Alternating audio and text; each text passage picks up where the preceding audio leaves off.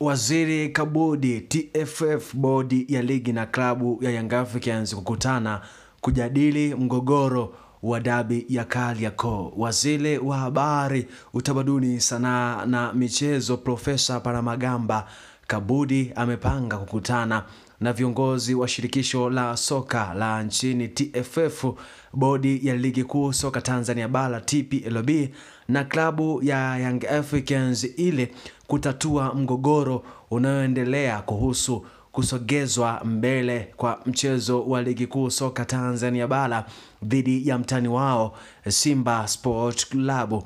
Kwa mujibu wa taarifa iliyotolewa Jumatatu Machi 24, 2025, kikao hicho kitafanyika jijini Dar es Salaam Alhamisi na maofisa kutoka Young Africans, Simba Sport Club, TFF na bodi ya ligi kuu wamejulishwa na watahudhuria siku hiyo.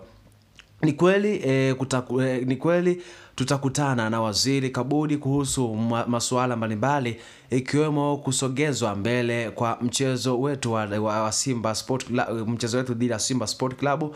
Tumepokea barua na tutahudhuria, alisema afisa mmoja wa Yanga aliyeomba kutotajwa kwa jina lake.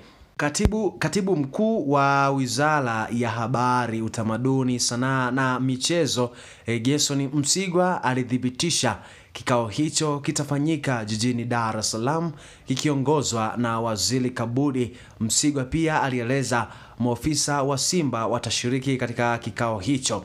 Mchezo huo ambao ulikuwa umepangwa kufanyika Machi 8 kwenye uwanja wa Benjamin Mkapa jijini Dar es Salaam uliahirishwa baada ya Simba kudai makomando wa Yanga walikataliwa kuingia uwanjani kwa ajili ya kufanya mazoezi yao kabla ya mchezo huo wa namba 188 wa dabi ya Kariakoo, Simba Sport Club dhidi ya Young Africans.